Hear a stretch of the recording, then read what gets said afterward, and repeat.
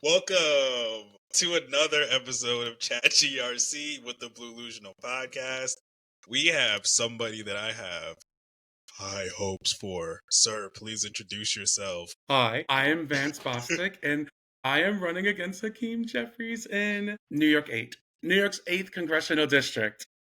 Yeah. And I am I'm excited. I'm super nervous, but the change is needed, and I'm here for it. I'm The here for change it. is needed. And if anyone has been wanting this change, I think the most, it's probably Devin. Our I've entire been podcast has seeing been a little hate. things here and there with him. It is. I think he just, every podcast, I think every single episode he says, I hate you, Hakeem. It's just I've had enough. I've had enough of that guy. He's gotta go. When you popped up one day and you said, "My name is Vance Bostic and I'm running in New York 8 against Hakeem Jeffries," I said, "My God, he's been sent to me."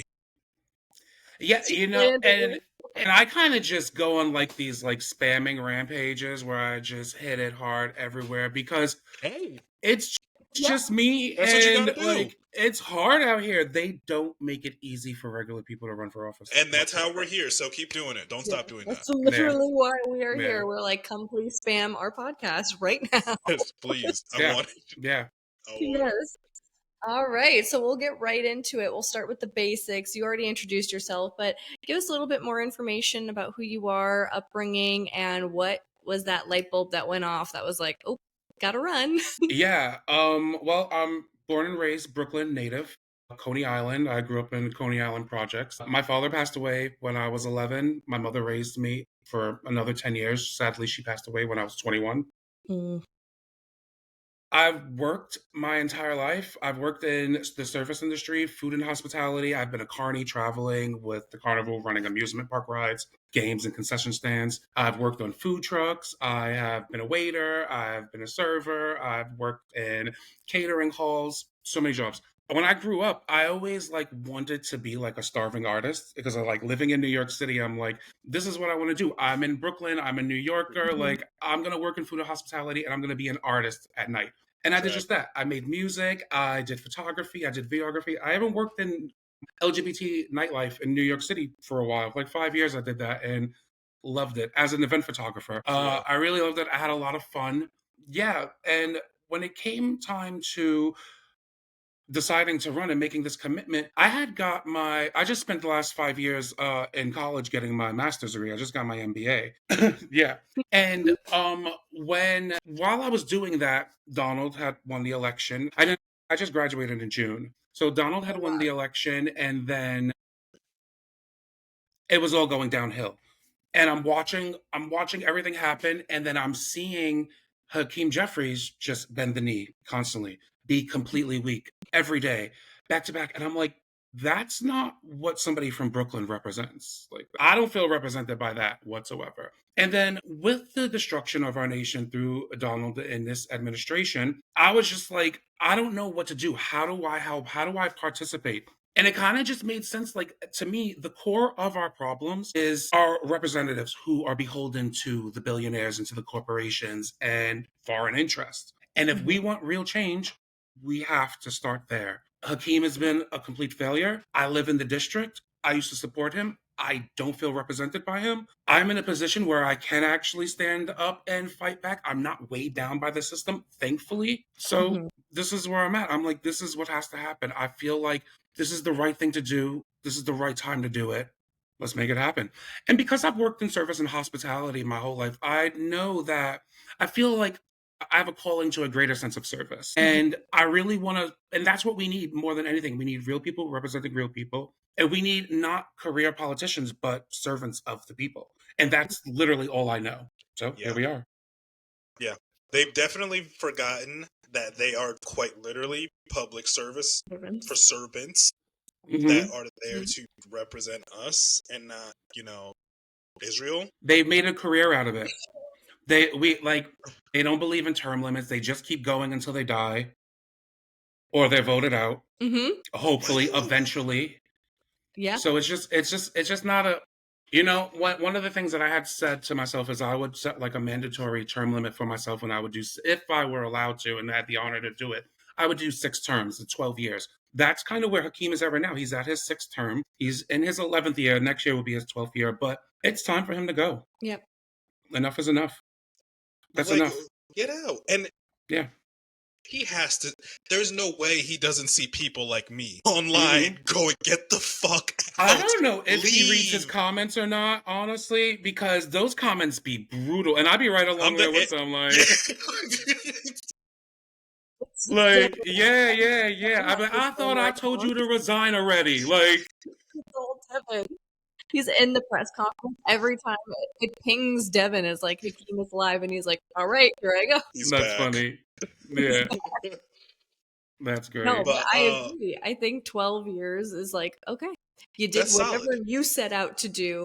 For somebody else failed to do whatever to do. Time for you to go. Yeah, exactly. And we always talk about how we believe in term limits. Like, I think maybe we need to force it. Straight up. It's not even being ageist anymore. It's just saying, come on, guys. Get out. Like, 12 years, 6 terms. Like, why do you want to die? Because it's a career now. Because it's how they make their money. It's all they know how to do at this point. Yeah, they're sitting around. Fuck it. You gotta go somewhere else. Find another way to make money. Yeah. So we ask everybody this. It would probably be different for New York. So what kind of influence would a congressperson have on the local level in New York? And not so much like legislation, like literally, like, I guess, how do you be able to like throw your weight around? Yeah. I think, one of the things with Hakeem Jeffries is that he can stand with the community. He can help the local leaders, the local elected officials. He chooses to spend most of his time in DC. So that's something that I would like really want to do. I would want to work closely with local officials. I would want to work closely with community organizers. Like, everything about this is not just about being in DC and being on a national level. Like, sure, that'd be great. I want to build a coalition there as well. But Brooklyn is a priority, of course. And I really want to involve the community more. I really want to turn constituent services into something like a second hub or a second home at my office for people. I really want to have like resources, and I really want to modernize the way we connect with constituents and the way we incorporate the vote on bills. I really want to have like something maybe like even on like Discord where we like run a poll on something that I'm going to be voting for in the House, where like people of the district can be like, this is how I want you to vote. Like, this is it right here. People don't feel connected. I want to bring that connection back. That's the one thing when Zoran won, that's what I realized is hope. I was like, what is this feeling? Hope? What? I don't think I've ever felt this before. And it was true. I felt hope. And that's why people don't vote. That they don't feel represented. Yep. They don't feel heard. They don't feel connected.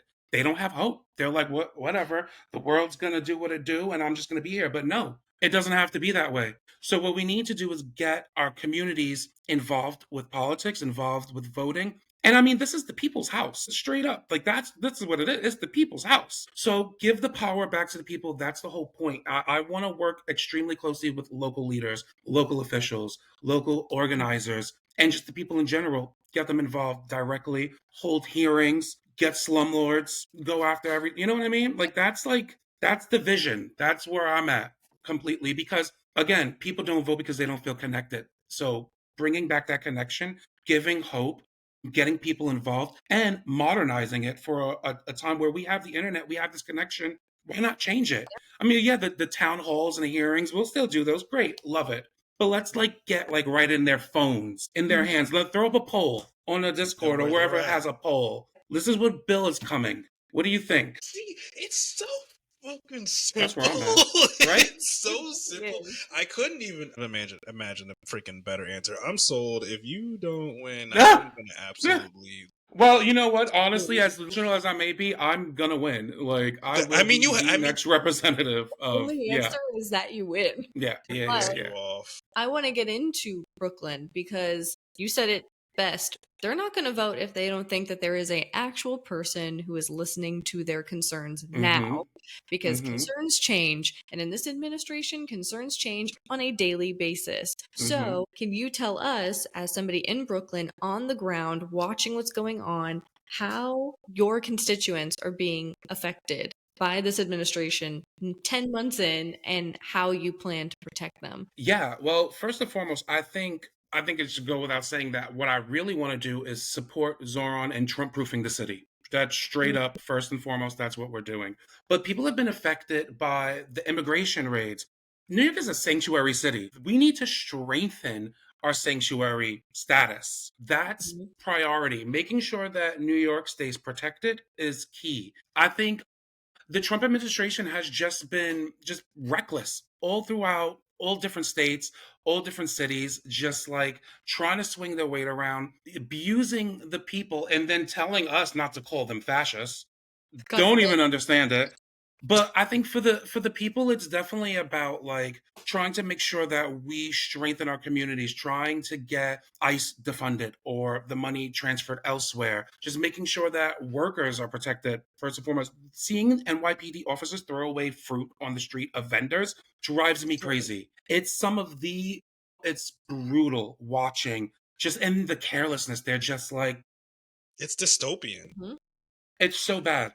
So, like, really, those are like the protections and the things that I would really like to focus on in that area with protecting the people. And again, working with Zoran is so key because he has a vision. And Hakeem, unfortunately, still hasn't endorsed him. I don't know what's going on with that.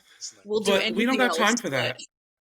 Especially when Zoran won this district by 12 points. So we can see that the people want this. And when I'm talking to people outside, they want change. They're ready for change. And again, just like Hakeem doesn't actually read his messages on his like comments on his post, he's probably not listening to what the people are actually saying. No, I attended a Zoom online town hall that he did. They turned off the comments. I was like, this guy, of course. It wasn't worth doing it at that point. The show it's just political. And it was just it was. I would have saw that and I would have left also. I would have been like, no new information. Ooh, I was like, I'm gonna yell at this dude.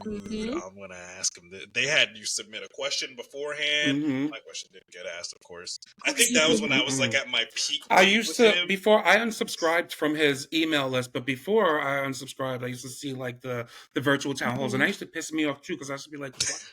Virtual, like because I was waiting at the beginning when I first decided I was gonna run, or like shortly before I made the decision when I was fed up with him. I was like, I gotta go to this town hall and like let him know. Like, what's up? And it was just always virtual, and I was just like, I ain't dealing with that. Because he knows. He knows we exist out there. He knows. You know, if anything that this has taught us is that when people feel like they found somebody who is going to represent them, they will come out and they will vote. Do not get it twisted. I mean, because of everything that's going on, like the expected turnout is expected to turn out for midterms next year for the primaries. Even for this next election that's coming up in November, like the numbers are gonna turn out. Yeah, we're gonna have some good turnouts, and I don't know. From how I feel, like I said, I might be delusional. Hakeem, this is his final term. That's just what it is. It's not even delusion. If you, to your point, if you're even opening up his comments on any social media platform, I would hate to have to read his emails. I would hate to be the intern that has to answer his phone calls and go through those emails. And I don't think they, like I said, I don't think they even read it. I don't think they even go. They're like, we already know it's not good. But it's not good, and I'm just saying, I think he's going to be shocked when he's going to be added to that jobs report. Yeah, I mean, because he's all like. He was at a thing. He had a sign that said like Speaker Jeffries, and I was just laughing. Like, yeah, what we're not doing is having Speaker Jeffries. Like, that's just not happening. We don't want you speaking. We don't want you speaking at all. We've had enough of that. Okay, it's embarrassing. It's a dub. It's not happening.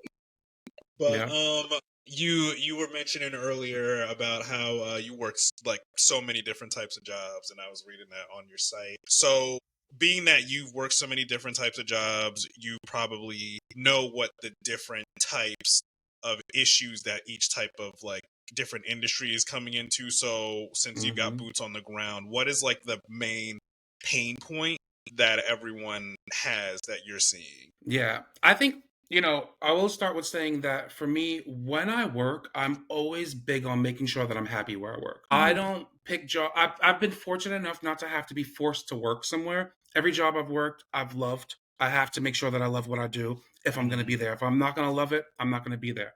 But there have been times where, and just like most people experience, exploitation is one of the biggest problems. Even like somebody like me, I've worked jobs on food trucks where we don't have healthcare, we don't have insurance, you don't get that kind of stuff when you work in the service industry. It's just not something that it is. So exploitation is definitely one of the biggest problems that we have. And that's a big part of why I'm in this fight. You know, when I got my MBA, one of the things that I realized is how predatory economy is.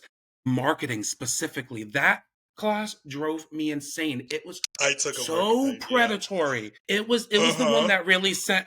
That's what turned me into a socialist. I was like, was marketing. You're like, wait, I was like, they're literally trying to mind control us. They use actual literal science, studied science to manipulate us to just spend money. Like studied on how to make us spend money constantly around the clock. That turned me. That was when I was like, okay, this is a problem. And now I'm learning this. Like, I'm feeling like I was learning how to be a dick. It was like, this is how you be the worst person in the world. And I was like, yeah, I don't like this. I don't like this. Yes, you were. It was definitely part of my radicalizing puzzle. Get done reading parts of the book and I would like come down and I'd be like, oh my God, like, you don't even understand what I just read about. It was so bad. You're like, this every is chapter, bad. it was like a new nightmare of marketing. It was so bad. I hated it. I really did. This is evil. Yeah. It was. It really was. So, you know, that pushed me away. But ultimately, yeah, it showed me that exploitation is the biggest problem that we all face. It's not even just like a service. It's everybody. And it's from the system at the top. Everybody is being exploited. And then imagine at the bottom. I mean, we have almost 800,000 homeless people living in America alone. Huge problem. How? In 2025, we still have this amount of poverty. It makes no sense anymore. It can't happen. This is like where we have to now stand up and say no more. Because collectively, we all have the power. We say what has power. Just like with money, we say what has value. We do. When we say this shit has no more value, this shit has no more value. Okay? Yeah. So that's just really what it is. Have to stand united. And they've spent decades breaking communities down, breaking and building individuality. And that has separated us. I mean, we're forced to slave away at a job until we die, raise a family, be stupid now, apparently, you know? So it's like they don't want us to be able to fight. They don't want us to understand how to defend ourselves. They don't even want us partaking in politics. They'd rather we didn't vote. That way they can keep doing all the bullshit they're doing. I say no more. I'm not even asking. I'm telling you no more. No more. Like, it's done. Yeah. This is what we're doing. Drawn in the sand. I think that's it has to be. You to say is we've pulled back the curtain on every politician. It doesn't matter what side of the aisle you're on. Everything is public. Hakeem, that there is no line that he draws in the sand where he says, okay, nope, we are standing 10 toes down on this. There is no way we are going to add to the debt in the country. We have people who are homeless. We have people that can't afford to live paycheck to paycheck. This is where my line is drawn in the sand. Why did it take until this past looming government shutdown and resolution for you to draw the line in the sand? Because you know everyone is mad at you. It took him thinking, oh, I'm going to lose my seat for him to stand on business. It's too late. I mean, it's too late. He's losing his seat either way. Like, he's done for it. That guy is done in office. It's not even a question to me. It's sure. Good job finally, standing on business that one single time. Sure. We still want you to leave. Sure. Yeah. You know what it is with Hakeem? One of the things that I kept saying is that he knows that he can fight up until a certain point that he gets to a line that he knows he can't cross. And they all kind of do this. They all fight just until they get to a point that they know. So it's all pretend. And that's a big thing that bothers me. Yeah, exactly. And they're all paid for, Republican, Democrat, they're all paid for by the same people. So it doesn't matter. So they could fight whatever fight. They fight the next fight. They fight another fight. And they fight up until a point they can't cross a line. And they all know it. And they all switch off on what fight they fight for. That's why they're all in some way kind of fucked. You know? Yeah. One person does something bad here. They vote against bills here. Oh, now the next set gets to say no and looks like the villains. They're all fucking complicit. All of them. All of them. And if we don't get real people in office who actually want to make a difference and not be down with any of that shit, we're not going to get real change at all. It just won't happen. So that's why we're doing this. It won't. That's why we're doing this. That's why I'm running also. It's just like, I don't know. again, as somebody who dreamed of being a starving artist, like money has never been a focus of mine. Like Right. I've literally, I've worked in the service. You don't make money in the service industry like that. Like I did it because I like doing that. I like service. I like servicing the people. And I also like being an artist. I love creating. I love doing what I do for my passions, for the love of humanity, for life. That, like, I don't know. Like, I'm not there's no ulterior motive for me. Like, I'm not into politics like that. I'm not a politician. I'm not somebody that's like trying to climb the ladder. Like, nah. I want real change. I want real change in the system, and I see a problem. And the problem is our representatives who don't serve us. And if we want real change, we got to go after them. It has to be us. Like we didn't. And it has to be. We wanted to relax. We wanted to think, Mhm. oh, there's so much progress happening. Mhm. It's on the up and up. Mhm. Ain't no way this is getting taken down. And they said, you know what? Let's try fascism for a little bit. Yeah, yeah, that's what they said. But you know what? Another thing is like my whole life, I've been just like most people, like, oh, the bigotry and the hate, it will die out eventually, and apparently it's not. But my whole life, I've been like, I can't wait for millennials to step up. I can't wait for millennials to get in power. Once millennials take control, we're gonna get this shit together, and it just wasn't happening fast enough.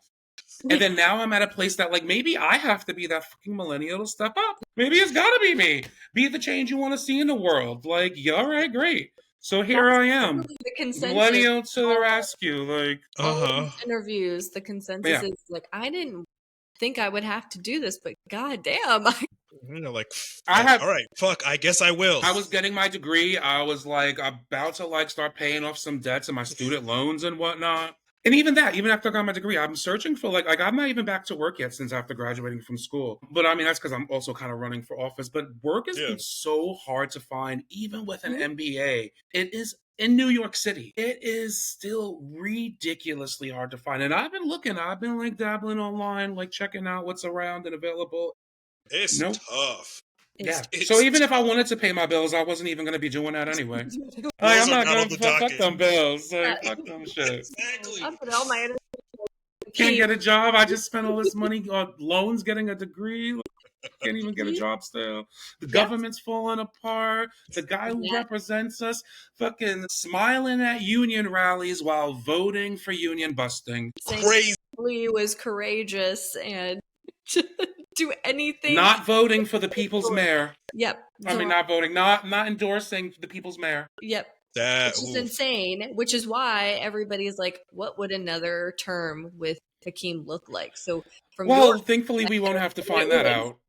Hopefully we won't have to. But if he were, if somebody like Vance didn't turn up and say, I got this, don't worry, what would you say to people about the consequences of another term with Hakeem Jeffries? What is he going to do? I would say it's just going to be the same. It's just going to be more of the same. Repeat. And that's a big part of the problem is we keep saying we want change. We want something different. When is change going to happen? But then we do the same thing over and over again. We don't get any change. That's part of like why my slogan is change is here. Like, I'm not saying like, when are we going to get change? Like, no, it's here now, right now. Do you want change? Like, we're taking it. So another term with Hakeem would just be more of the same. We saw his failed leadership months now. Where are we in October? Yeah.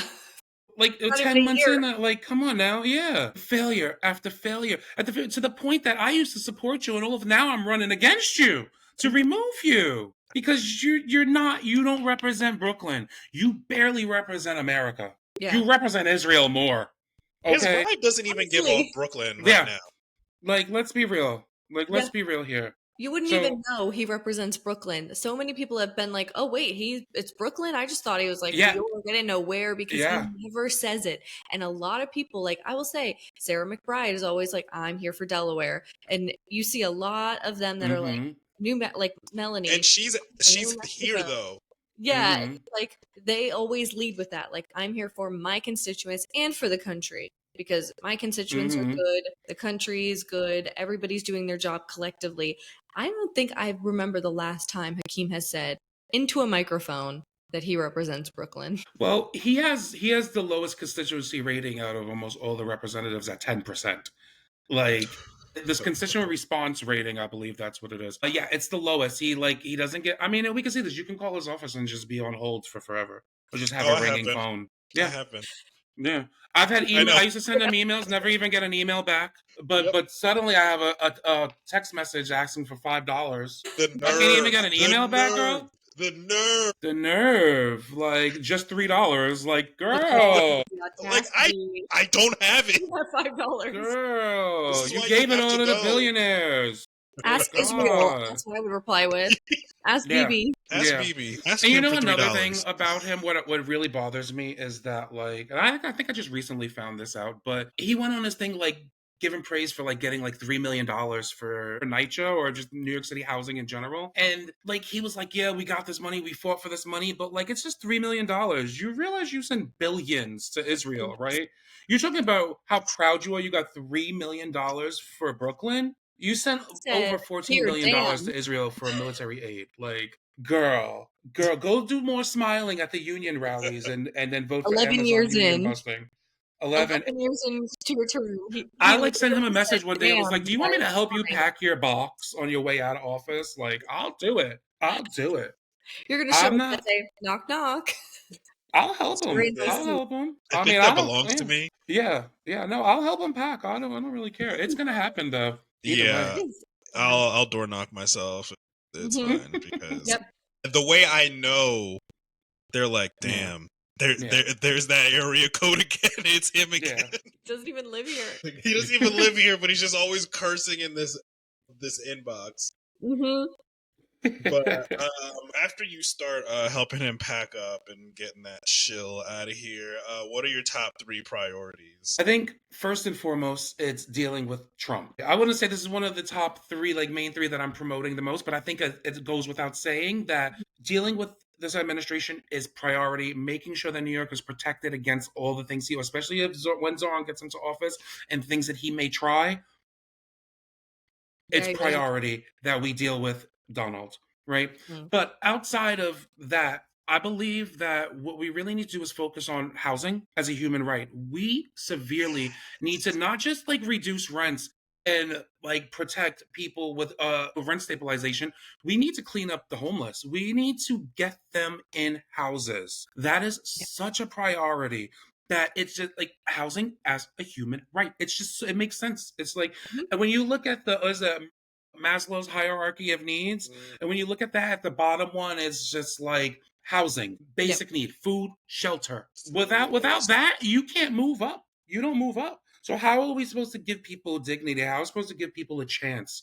We need to get housing. My other one would really be an artist and gig workers Bill of Rights. And as somebody who's done gig work, as somebody who's been an artist, making sure that they're taken care of is such a priority for me. Our service industry, they're the backbone of every city, basically. The people who stay at the diners late, cleaning, cooking food, prepping overnight, bakers, they wake up so early, they're baking the night before to have it ready for the morning. Yep. We need to make sure that this industry and all of these people are protected. As work elevates, as AI becomes more involved, so should our protections for our workers. As more people have to resort to these gig jobs, as more people resort to just being an artist and surviving off of their craft, our protections have to elevate with them also. But then lastly, I think it's about protecting Americans by not funding Israel anymore. I think a priority is all funds need to be stopped. Stop. When I look at how much, and then I look back at the history, and I'm looking and I'm doing like the math, and I'm like, this is why we suffer. Mm-hmm. This is why we suffer. It's a big reason why. There's a bunch of reasons why, but it's a big reason why, and it's a problematic reason why. Mm-hmm. You know what I mean? Why we suffer, the blood is on all of our hands. Yes, yep. Unfortunately. Sadly, it is. And if we can't figure out how to stand up, if our representatives aren't going to do it, then again, we got to get the puppets out. We got to elect new people who are going to be like, no more. Yep. No more. I'm voting against everything. Yeah. I'm voting against it all. No more funding Israel. We will redirect that money to education, healthcare, infrastructure, housing here. Yes. Here. And then also we're taxing the billionaires a shit ton of money. So get ready for that. We're eating the rich. We've been telling them for months now, like, we're coming for you. We're going to eat you. Like, I'm hungry. No. Don't do that. And yeah, like, and I don't know, like, what it just seems weird because people think like we're asking. Like, I'm not asking shit. I'm telling you what's gonna happen. Right. I'm not asking. I'm coming for the seat. I'm coming for the seat with the people. We're gonna use the power, and we're gonna take everything away from you. We're gonna loot the fucking looters. That's what's happening. Yeah. Well, you It's got me ready quite to rumble. literally a list of demands now. Nah, this regime got me ready to rumble. Everything that's happening has got me ready to rumble. Looking at the billionaires do their shenanigans has got me ready to rumble. Mm-hmm. You know Watching what? the Like, money we go to was Israel. telling, yeah, hello, straight up. And they're the ones that are like, hey guys, this is complicated. We've been told how many times that the conflict between Israel and Gaza is complicated. It's not cut and dry. The reason it's complicated is because of the money going to Israel. That's the only reason to them that it is complicated. And that is where the line should have been drawn in the sand. When innocent children and people are dying every single day, it should be, how do we stop this? Oh, we don't fund that. No money goes anywhere. Simple. Ceasefire, no money goes anywhere. Yeah, And they're like, I fully agree. Because they pay my bills. It's really not, especially when you got the nation saying like no more. And to me, it feels like the majority. Sure, people have been slowly catching on. People are slowly more being like against it. Because of suppressed. But at the same time, like, you're seeing all these protests. I mean, yes, there's protests that support what Israel is doing, but not in the same level, the same intensity, the same energy that we're seeing the anti-Israel, the pro-Palestinian protest happening. Yes. That should say something. We're getting more information is from the people who are taking money from Israel. So why are you just saying that's truth? Because they're a politician and they told me that's going on. They're taking AIPAC money. If they're taking AIPAC money, then they're not telling you the truth about what's going on. And see it online. We are not getting the full story of their day-to-day events. We don't even see on the news where the flotilla is right now. We have to go to BBC.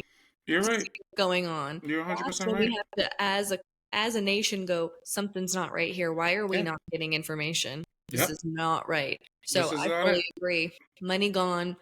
Y'all are getting taxed. It's over. You guys had your chance. You're done.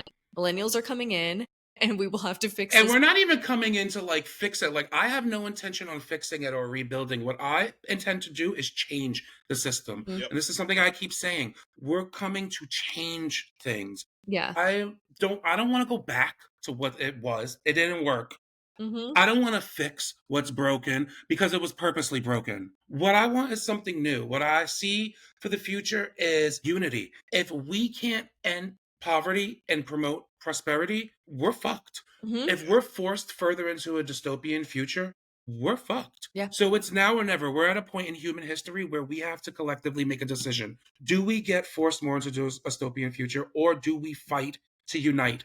Do we fight for our dignity? Do we fight for our respect? What do?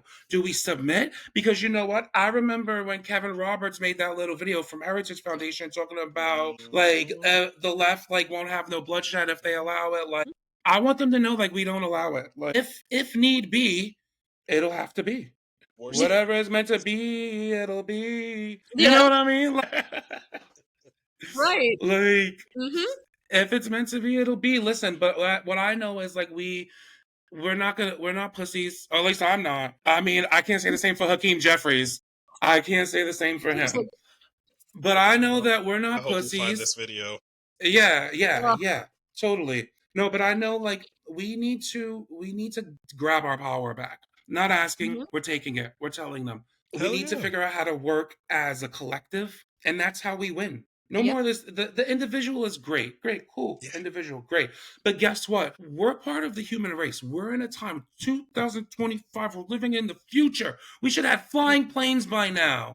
Not fucking billionaires sending up singers and shit into space to come right back down. Trying to revive the coal industry. The fuck? Like, Bring what back is Black happening? Love. Like, what? We're struggling. They're sitting here looking at us as biofuel. Literally, Curvis Yarvin and Peter Thiel calls us biofuel. Like, fuck out of here.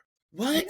And then people are like, oh, look what they're doing. Like, no, don't look at what they're doing. Rip their shit down. The fuck? Look at what they're doing. I see what they're doing. Now, what are we going to do? What are we going to do? Out from under them. What are we going to do about this? Like, I keep asking online, what are we going to do? Yep. Because, and I get it. Like, individually, I'm not saying don't go do, although we're seeing what individuals are doing, Mm-hmm. right? We're seeing it. So individually, whatever, sure, whatever. But collectively, we could say no more to all the bullshit. But we have to stand together, united, say no more. We saw it Yeah. with Disney. We saw it with ABC, It will literally take a couple days. Target, Starbucks. Yeah. But part of that problem is like on a mass scale, like people are so stuck in their ways. Like I was talking to people that were like making up all types of reasons on why they weren't canceling their subscriptions, and I'm just like, but this one movie that I love, just yeah. Like I don't know. I personally I've been using an app to scan things when I go grocery shopping to make sure I'm not buying anything that like we're boycotting. I'm not buying products. I've canceled my Spotify, my Amazon, my Apple Music, everything. I let go of. And this whole entire year so far, I've had no like, I've stopped doing entertainment. I'm not listening to singers and their fucking songs. I'm not doing movies. I'm not doing TV. Like, I mean, I am doing a little gaming. I'll say that I am gaming. That's how when I'm taking a break or when I'm trying to decompress from all the stress, especially of running a campaign, I'm jumping on some gaming. But I'm not watching like any movies or anything. Although I'm kind of like, I did watch Superman on HBO Max. I did go on and do that in the living room. But I wanted to see it, you know. It was good. I really liked Superman. I loved it. Yeah. I heard there was a parallel with Israel in there too. So. Yeah, there was. You didn't watch it? You didn't see Superman? It's on HBO Max. Like, it's so good though. I love it. I yell at Hakeem. Yeah, watch, that'll get me fired up too. He'll call me in, and you know what? I just watched Superman. Now I mean business. No, it was good.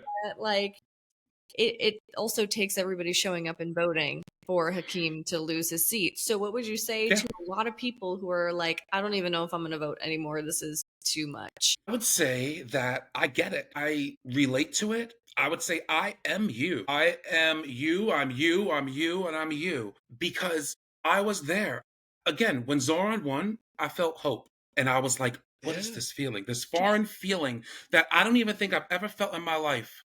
Real hope for change, for something good. That's what I would say. Hold out, like support. I want to be a candidate that relates to the people. Like Hakeem Jeffrey, how many projects you think he goes into? How much NYCHA buildings you think he like? That is a textbook person that has forgotten where they came from. Like doesn't know the street names anymore. Doesn't So like, and that's what it's about. It's about going after those voices that don't feel heard, getting them to feel related, especially, like I said, the service industry, the bartenders, the waiters, the line cooks, people, the young guys in the projects who don't vote, who have really shitty circumstances. They don't feel like their voices are heard. I'm you. I'm all of you. Like, I did all of that. I've been one point in time in my life, I've been every piece of that. And that's what we're missing. Yeah. And relatability, real people representing real people, like actual representation. None of us feel like we don't even look like that. I don't even dress like that. Like, honestly, I don't wear a suit. The people I'm working with are like, put on a collar. Make sure you put on something with a collar. I'm like, all right, great. I'll put a collar on. But like, I don't wear a suit. I worked in food and hospitality. I wear like an apron and a t-shirt and like a hat. That like my entire life. Like that's like uniform for me. So like, I look at these people. I don't see it. I don't relate to them. That's why when I look at Zoran and I felt hope, and I was like, and I support even before he won. I was canvassing for the primary. I was out there. I was talking to people. I got yard signs in my yard. I got signs on the front of my window for Zoran NYC. Like, I'm here for it. But like, I felt it. I saw the vision clearly. I was like, that's it. That's what we need in New York City. We need to keep riding the hope train. Nobody get off. Yeah, exactly. We gotta, and that's what we need. We need to get people to see that. We need to get people to feel that, and that's really what it's about. And people who don't want to vote, just hold on. We're gonna change the system. This is it. Right now, right here. These next few years is not going to be easy, but we're gonna do it. Well, as hard as it may be. I mean, listen, we're literally going up against the system. Hakeem Jeffries, sure, great. But he's got the entire Democratic establishment who's going to want to keep him in office. He's got AIPAC who's going to want to keep him in office.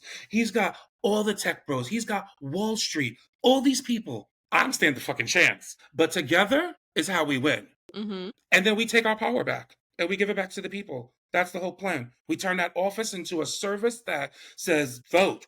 Tell me how you want to vote. I don't know. Let's hold some hearings. Come out to the hearings. Speak to the people. Exactly. Like my campaign, once I'm still working on visuals and stuff, but what I'm constructing right now centers around actually using the people, using, like, having them say lines that I would say in a video, having them tell me why they are upset with the system, what they want changed, doing policy takes with them. How do you feel about this? But having them speak about it themselves. And really, that's where I intend all of my visuals to showcase. Is I really don't. None of this is about me directly. Brooklyn, the people that built Brooklyn and make it run every single day. Exactly. It's And we simple as need these people to have a voice, because you know what? Again, 90 million people didn't vote for whatever reason. It didn't happen. Some people just didn't feel heard. Some people didn't want to support the presidency. Whatever the case may be, 90 million people apparently didn't vote. That's a problem. That has to change. That is what the system that holds us down, that oppresses us, wants. They want that. They wouldn't want anybody to vote. They want us to be a biofuel, slaving away until we fucking die, raising children forcefully. You know what I mean? Not having a chance to breathe. Fuck a vacation. Work 7 days a week. Die. Who cares? On to the next. How's your baby doing? Your baby can walk yet? Yeah. Right back to work. You go. Put them right on the assembly line. So it's just like, if we don't stop that, if we don't get people more involved, if we don't figure out how to, and again, it's not even about figuring out, because I feel like what I've figured out is we need real people representing real people. So that's what we have to do. We just need real people in office. The puppets need to go. There's the door. Yeah. To a brick wall right now. Listen, I will vote for you in any type of situation. Thank you. Let's say you're running for president. Who would be your dream VP, living or dead? Shirley Chisholm, the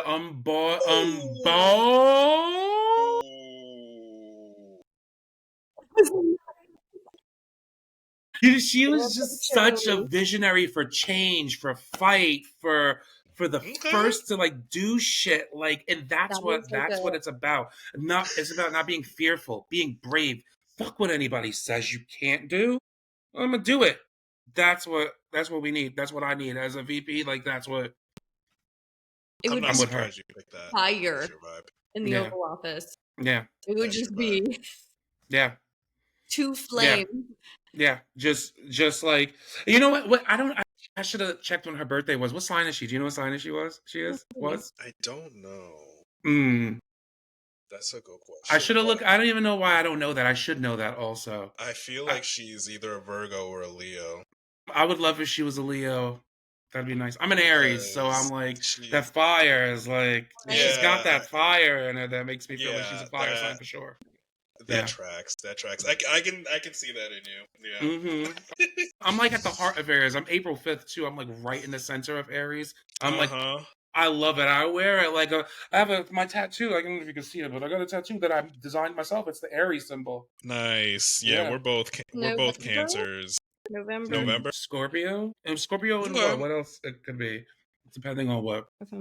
But I could see that. I can see that a little bit. I'm here for it. That's great. Mm-hmm. Yeah, we're Cancers. We crash out. Yeah, we are. A lot of emotions. I've had some Cancer friends, and I'm not emotional at all. I'm not somebody that gets wrapped up in emotion. I think very logical all the time. Like, when people are in a panic around me, I'm always very like, all right, this is how we're going to get this done. Like, so I'm very like, I know how to tap out of that shit real fast. I don't get overworked real easily. So when I have my emotional friends and they're like, oh, everything is falling apart. Like, my best friend was also a Libra, but he's like, the whole country is like, you don't think we're going to have any rights? We're not going to have any elections. Why are you running for it? I'm like, what are you talking about? Like, what? Like, no, I wish they would try. Like, nah. Try me. Try here. Press here. Like, but we're like Cancers that use that emotion to just be the most relentless human beings you've ever met. That's why we're doing these interviews, is because now the fact that we ride or die for these grassroots candidates, if I catch you saying one bad thing about any of my grassroots candidates, scorched earth. I'm the most Yeah. confrontational person. I be in the comments and I will check every single one of you. I have the time. I will make the time. So like that's the level we're on over here. We are No, I love that. with cancer. Yeah. You should see our group chats. It's just a lot of Yeah. what the fucks in all caps. Fuck that. So, Yeah. I'm texting them. I got this. I'm on it. Yeah. That's so funny. Like Casey's hold No, on. I mean, but that's what we need. We need more of that. We need that energy. We need that fight, because you know what the problem is with politics? This is also fake. And that's like a big part of why I'm running, is because it feels like a show. It feels like pretend. And like, even when people that I speak to that tell me, they're like, you gotta put on a show a little bit. You gotta like, and I'm like, but none of this feels fake to me. Like, none of this feels like a show. None of this feels like pretend. Like, I've been an artist. I know what a show is like. This is not reality TV. This is real I know. life. Like, this is real people's real fucking lives. All right. Like, none of this feels like a show. And like, there's a lot of people that are like, oh, you need to appeal to like the moderate Democrats, or like the centrist. And I'm like, listen, if they want to support me and they like they see the vision, then they see the vision. But I'm not gonna mold myself to be a centrist. I'm not gonna mold who I am to take on beliefs that I don't believe in. Like, I'm not debating human rights and equality. First of all, like, it's not anything that involves. It's just not. We're not talking about it. We're not going debating there. Nazis in The second, 2025. it's just not happening. So if you want to talk about how we're going to eat the rich and take down the billionaires and take back corporate power, that's what I want to talk about. But if you're talking to me about trans rights and gay marriage, like Leo, it's a non-issue. It's a non-issue. But that's a distraction. It's meant to be a distraction. Do you want women and men, or I don't do you want really men care. and women sports? I don't care. It's just like, and as a gay man, I've spent a lot of time in women's spaces. Just being welcomed. As a gay man, they let you in places. They just be like, "Hey, girl," I'd be like, "Hey, girl," you know what I mean? Like, we love. So it's like, I don't care if people are welcome and people don't feel threatened, and even then, what I think is a big what I think is a big thing that we need is re-education for adults. Straight up, we have to all go back to school, because I took myself back to school. I took myself, my happy ass, in November right back to school, because I said there is no way this is not adding up to me. I didn't pay attention. There's no way this can be happening. And then I was like, this is bad. It's all bad. It's all bad. It's like, and like I wasn't like really political like before, like when Donald Trump's inauguration on January 20th, that speech was a declaration of war. When I heard that, I heard him say, "We're going to war with the American people and the people on the soil." And I said, "Oh fuck, that's a problem." And from there, it just escalated. And then Hakeem just sat there like, "Well, I hope they do the right thing." I hope he was just joking. He must have been just joking, and everyone's like, "Wait, I didn't vote for that." And it's like, no, he told you exactly what he was. Yeah, like I don't know. Brother, Elon Musk did a Nazi salute. Was right there. Like there was a book, a 900-page book. Yeah, I got a cartoon video of it on my page, like from Schoolhouse Rock. We have a tracker on our podcast page. Literally, you just go in there and you can see how much they finished. Yeah, it's horrible. It's really bad.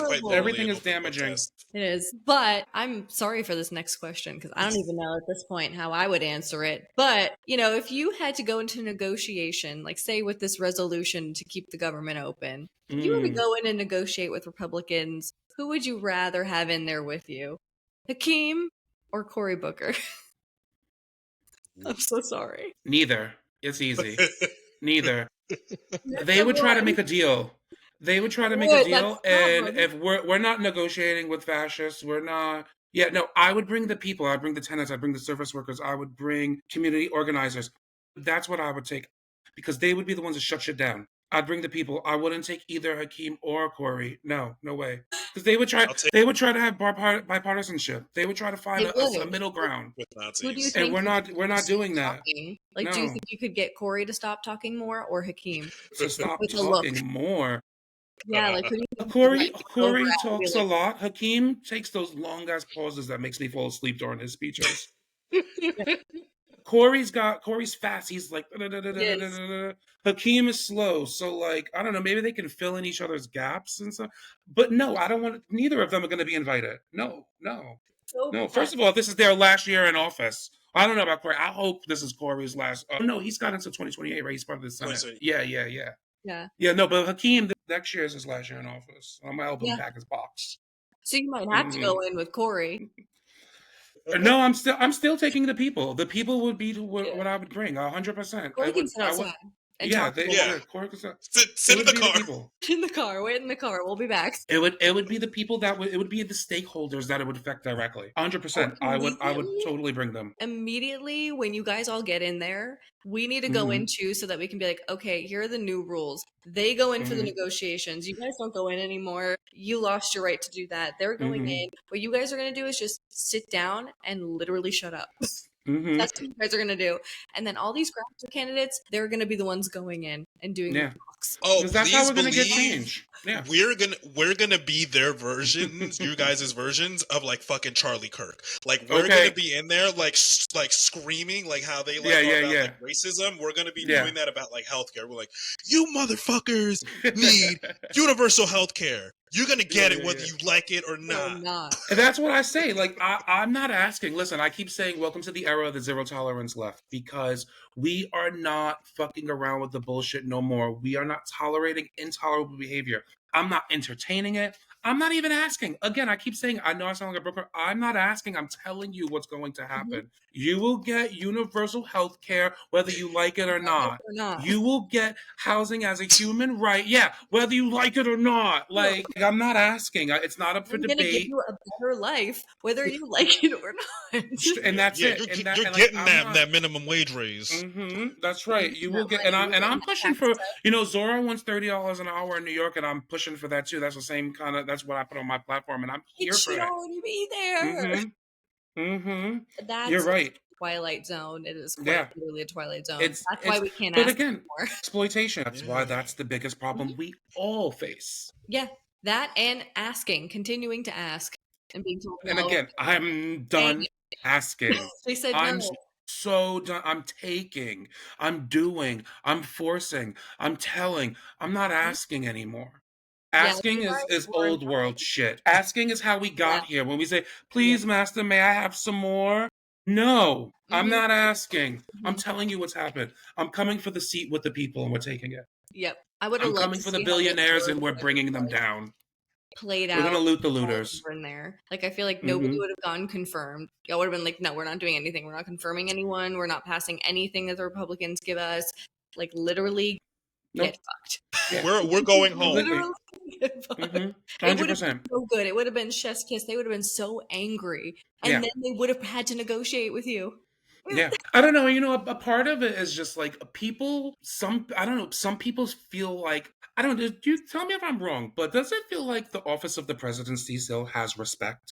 Because no, I don't think so. I don't respect Donald as a person, and I newly don't respect the office of the presidency. It's gone now. It's gone. And as much as I would love to, and I have in the past, he's tarnished it. Yeah. He's completely tarnished the entirety of the American government, of the American nation, of the American people. And it's not just him. Organizations like Heritage Foundation is complicit in the destruction. We're no longer a superpower. A single corruption really just takes away any respect that it did have. And who's to say it was respectful this entire time? We just were able to really pull the curtain back, and we have social media. Everything is live and in your face. And we've been able to finally see what's actually happening. And therefore, I have the respect for a lot of people has gone out the window. How do you respect something like that? No more. You don't. You don't. And we're at a place where we can't even compromise on that. Like, because when you're a fascist fucking dictator fucking bitch. Yes. You gotta you know what I mean? Like, we cannot support it. We cannot have it. We have to stand firmly against it and aggressive. We have to be fearless. We have to be bold. We have to be aggressive. Wasn't he just talking the other day about how, the Democrats have given up? They used to like complain and fight me, and now, they just roll like, no. Yeah. Oh, no, me, Hakeem, and Chuck Schumer have. I don't know. But I haven't. I'm Not over us. here giving you the finger. Like, Not us. We're over here get getting out of monetized here. on You Hakeem. Yeah. Like, nah, like I'm not here for it. I am at a place where, again, if we don't make a real serious change now, we will further be fucked into a dystopian Yeah. Yep. future. And it's not happening. Quite literally. I choose no. Mhm. No. Oh yeah, So- yeah. I'm not going down without a fight. Yeah. Do not get That's that it. twisted. That's it. That's that. That's it. You know? And we'll see some fight, because you know what? Listen, my biggest problem with Hakeem is because he didn't show me that he was from Brooklyn. I am not polished. I am not professional. I am a gay black man growing up in Brooklyn. Hey, I got the a thick Republicans skin, aren't either. and I can take some shit. Okay. And another thing is, like, they called Jasmine. I say this all the time, but they called Jasmine Crockett ghetto, the Republican Party. Mhm. They're always like, she's gonna, because she's so aggressive, and she's so smart, and she's so passionate. But get me on the House floor, and they will see what ghetto really is. That's what I want. I want them to see what ghetto really is, because they call her ghetto. Clutch their pearls. They're gonna hate it. They're gonna. Nancy I'm not Mace coming is in to like be friends. Nancy Mace, don't even get me started on her. Let's not go there right now. But they're gonna hate everything about me. But that's kind of the point. That's like, I'm not. We need some opposition. We need real opposition. We need somebody who is going to be like, no, who's gonna go there? Who's gonna say no? Who's gonna be bold and direct about it? Who's not gonna cave? I'm not looking for bipartisanship. I don't even value conservative ideology. Like, straight up. I don't. It's outdated. It's old world. It no longer fits. It holds us back from any kind of meaningful progression. Yeah, it's selfish. They're literally like, letting people die. Like, and this is the thing. I don't know why, like, other candidates, like not candidates, our representation, like, their messaging sucks. Like, the grassroots, it's like, you guys yourselves, like, you guys have perfect messaging. You're able to, like, have the sense of urgency, and you're able to talk in plain speak as, like, regular people like us like to hear. But they're, like, speaking to everyone as if they have a doctorate and a fucking MBA, and you know, they were double majors in English. It's insane. It's just the whole thing. It just has to change. Like, we need real fighters. We need real people with grit. Real people who's from the streets, if anything.